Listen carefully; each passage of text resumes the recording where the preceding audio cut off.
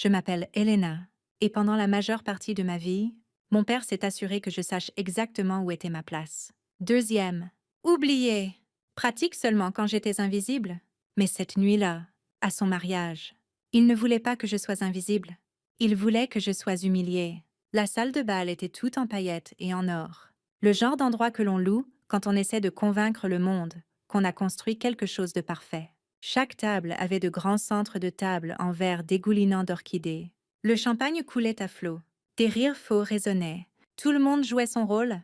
J'étais assise près de la cuisine, derrière un pilier, hors de vue, exactement là où il me préférait. Il se tenait sous le lustre, levant son verre en cristal bien haut, sa nouvelle épouse s'accrochant à son bras comme un trophée.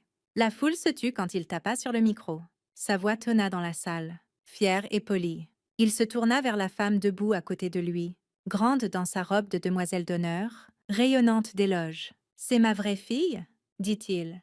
Une future leader, un symbole de tout ce qu'un père pourrait désirer.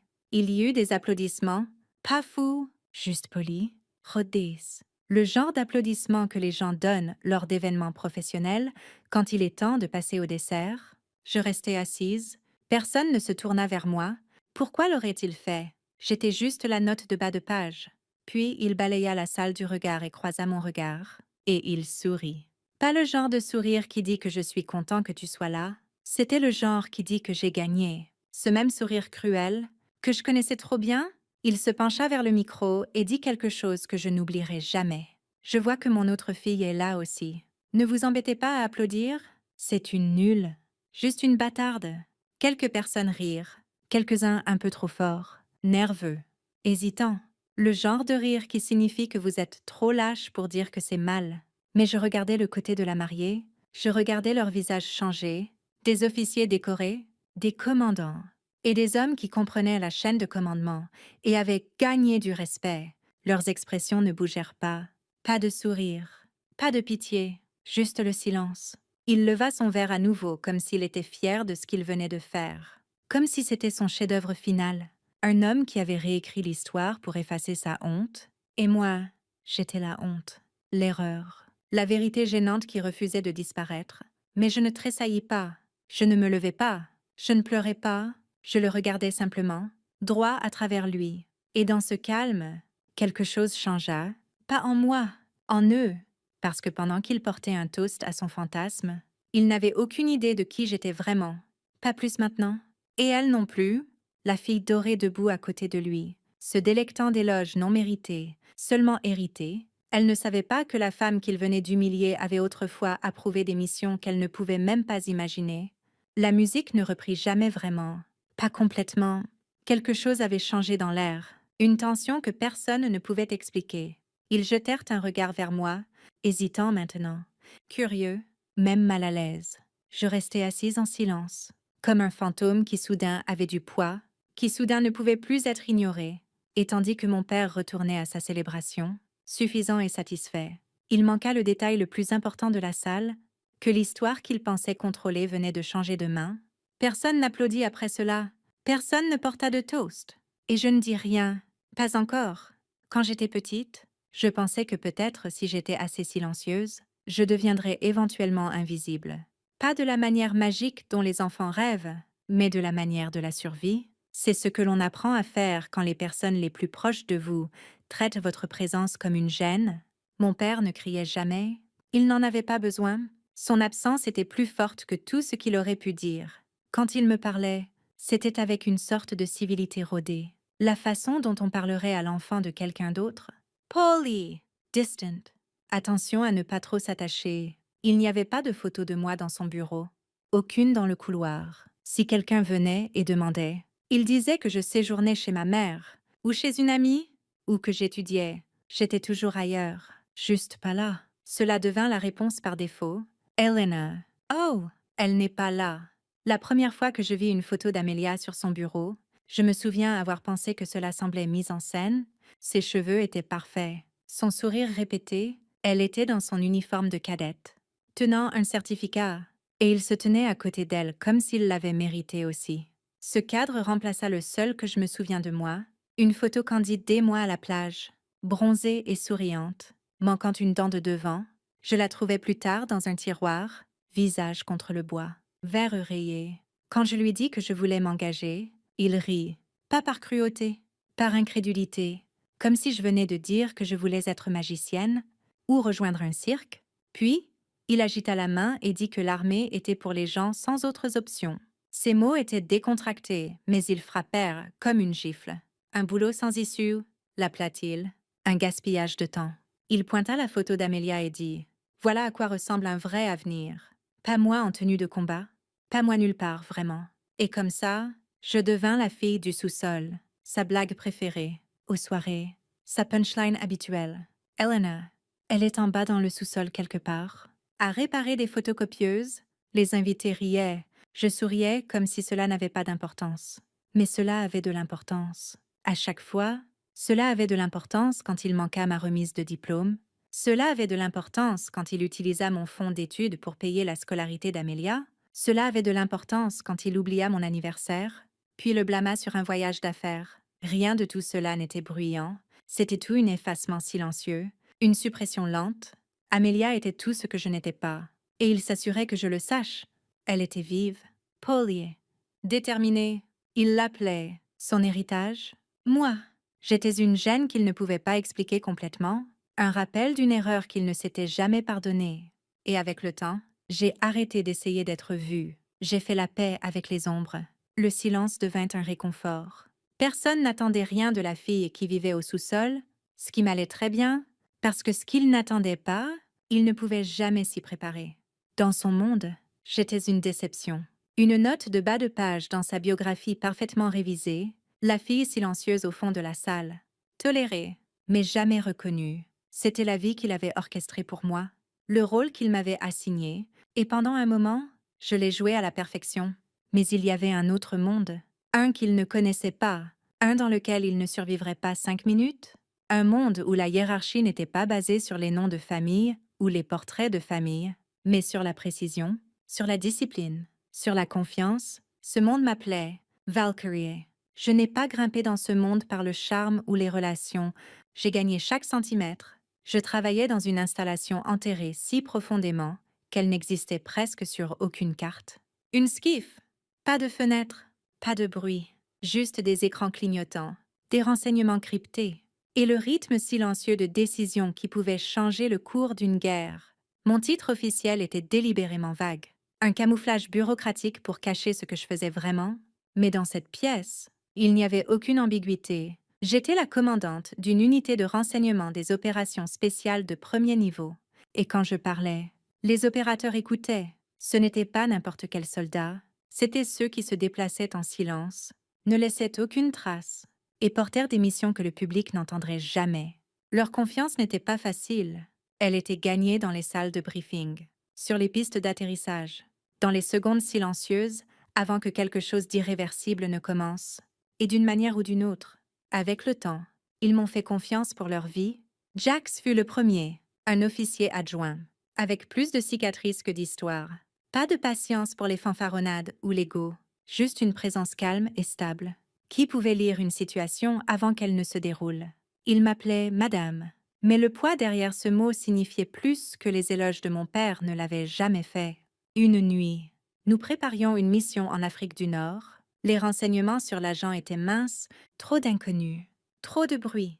Jax me regarda de l'autre côté de la table. Son visage ne bougea pas, mais je pouvais lire le doute dans son silence. J'étudiais les flux, analysais les signaux et simulais les scénarios de risque. Puis, je donnais l'ordre de procéder. Ce n'était pas selon le livre, mais c'était le bon appel.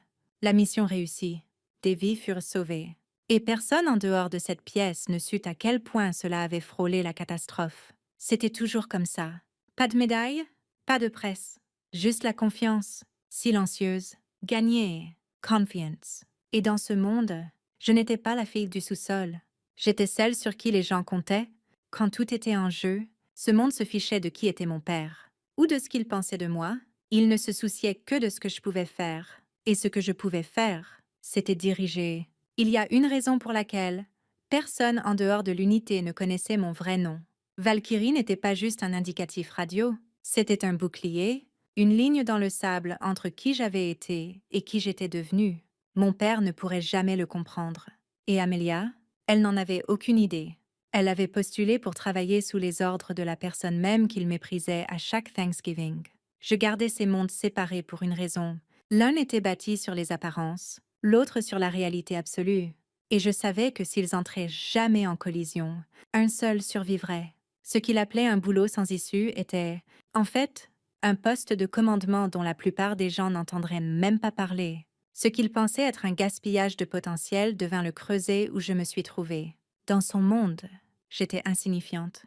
Dans le mien, j'avais une autorité qu'il ne pouvait imaginer. J'avais arrêté de désirer son approbation il y a longtemps, mais je n'avais pas oublié ce que cela faisait d'être rejetée. Et c'est ce qui rendait la vérité d'autant plus puissante. Parce que ce n'était pas une question de vengeance. Ce n'était même pas une question de justification. C'était une question de regarder le moment où tous les mensonges qu'il avait construits ne pouvaient plus tenir. Et ce moment arrivait. Le rapport était court. Une page. Juste assez pour soulever des préoccupations. Je le relisais quand Jack entra dans mon bureau, son expression illisible. Il me tendit une tablette, tapa une fois sur l'écran, puis resta silencieux pendant que je scannais l'entête. C'était un drapeau d'intégrité préliminaire sur une candidate. Deuxième lieutenant Amelia Price. Elle s'était vantée, fortement, aux mauvaises personnes, du mariage à venir, de son père puissant et de sa belle-sœur perdante avec un boulot de bureau insignifiant. Je sentis le froid familier derrière mes côtes. Pas de colère, aucune surprise, juste la reconnaissance. J'avais passé des années à construire des pare-feux entre mes deux mondes. Et maintenant, quelqu'un l'avait percé. Je demandais à Jack depuis combien de temps remontèrent les déclarations. Il dit 3 jours. Il marqua une pause, puis ajouta que sa candidature était dans mon dossier d'examen en attente. J'ouvris le fichier. Le nom clignota vers moi, en majuscule. Trop confiante. Sur le papier, elle avait tout, de bonnes notes, un casier vierge, la bonne lignée. Mais sur le papier, cela n'importe pas ici. Ici, nous regardons les coutures, les endroits où le vernis craque sous la pression, et le sien l'avait déjà fait. Jack le dit clairement. Arrogance publique, manque de respect décontracté et violation de l'éthos professionnel discret. Surtout pour quelqu'un postulant dans une unité d'opération secrète, ce n'était pas parce qu'elle était ma belle-sœur, c'était parce qu'elle était imprudente. Et dans notre monde, l'imprudence est dangereuse. Ce n'était plus un problème familial, c'était un problème de sécurité, un défaut de caractère agitant un drapeau rouge dans un endroit où nous ne pouvions nous permettre d'erreur. Si je laissais passer, cela créerait un précédent. Si je réagissais émotionnellement, cela minerait mon jugement. Donc je ne fis ni l'un ni l'autre. Je fermai le fichier, m'adossai à ma chaise et fixai le mur. Le mariage m'avait toujours semblé un piège. Une mise en scène pour une autre humiliation, mais maintenant, c'était autre chose. C'était un site de test, un environnement en direct. Ma présence n'était plus optionnelle, c'était opérationnel, j'avais besoin de la voir, d'observer comment elle se comportait, de voir ce qu'elle faisait quand elle pensait que personne d'important ne faisait attention. Je fis un signe de tête à Jax. Il comprit, sans avoir besoin d'un mot. Le test sur le terrain venait de commencer. L'invitation resta sur mon bureau pendant 3 jours avant que je passe l'appel. Ce n'était pas pour confirmer ma présence. C'était pour informer un officier supérieur qui se trouvait être un ancien mentor à moi, par coïncidence ou destin. Il était lié à la famille de la mariée et prévoyait déjà d'y assister.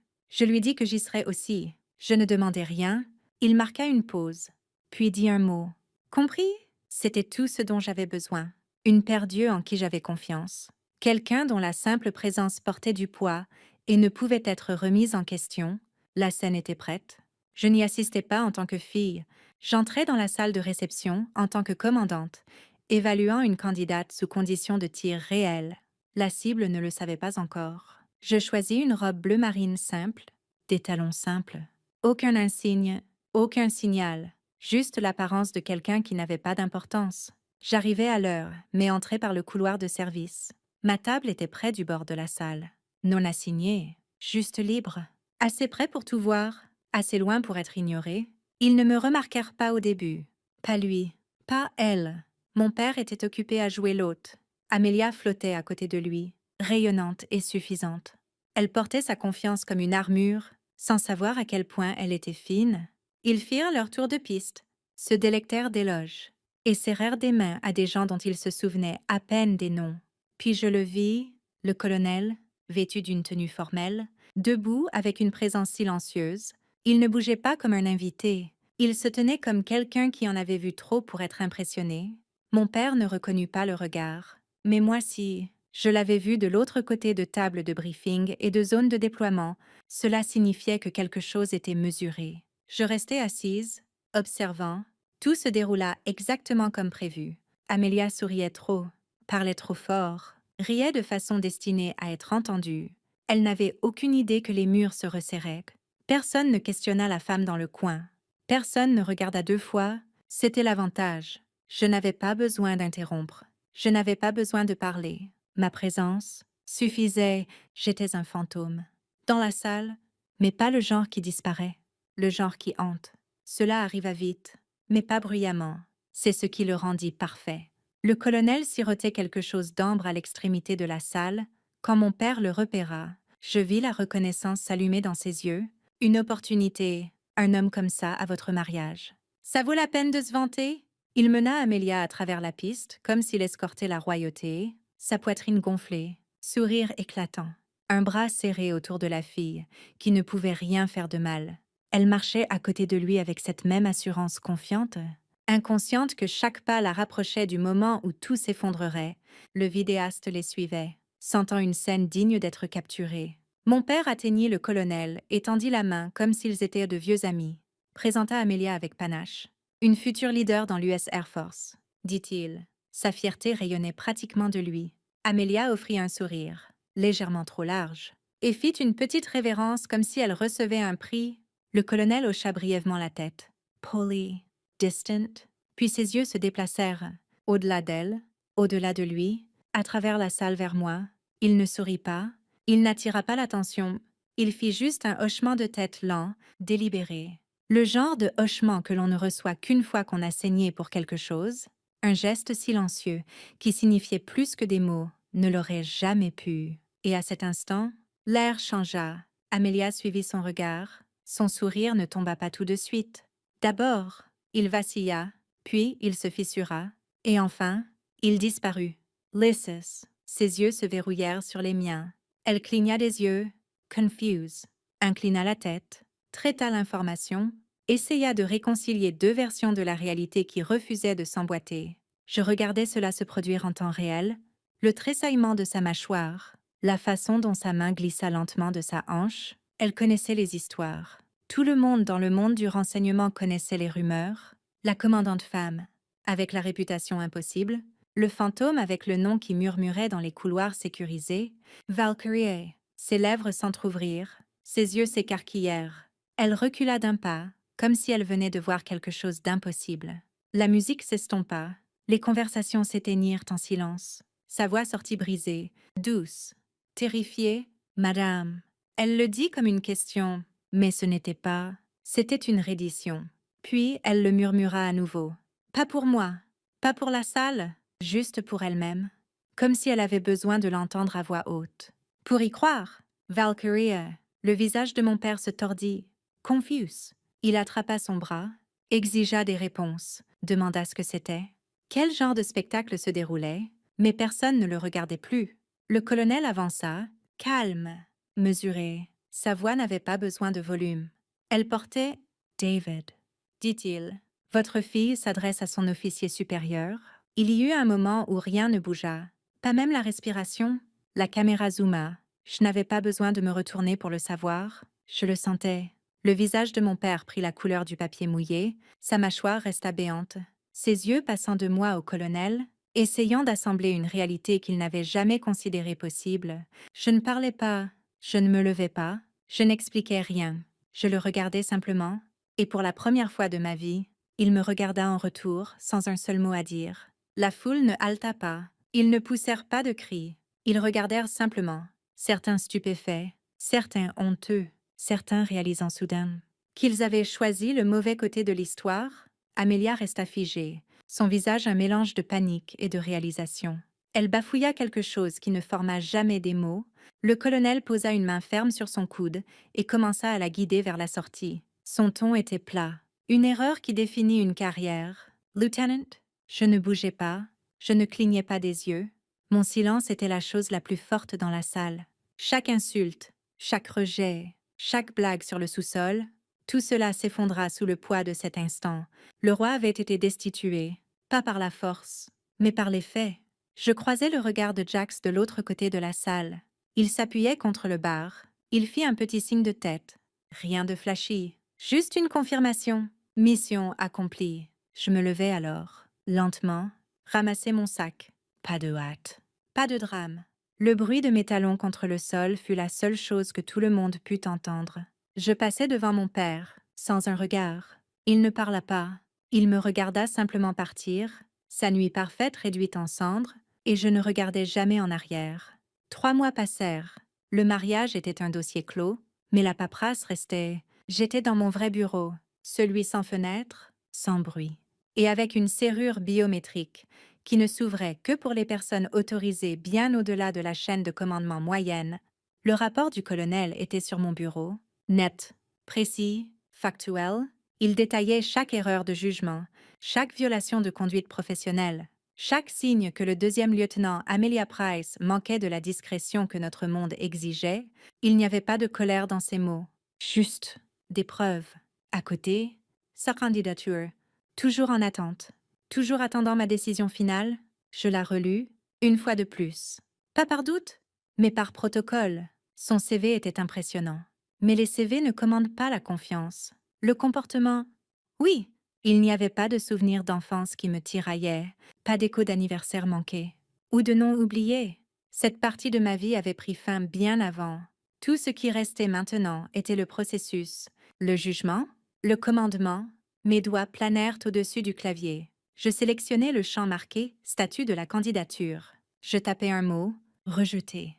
Le curseur clignota « Final ». « Stable ». Puis j'ouvris la lettre de réprimande du colonel.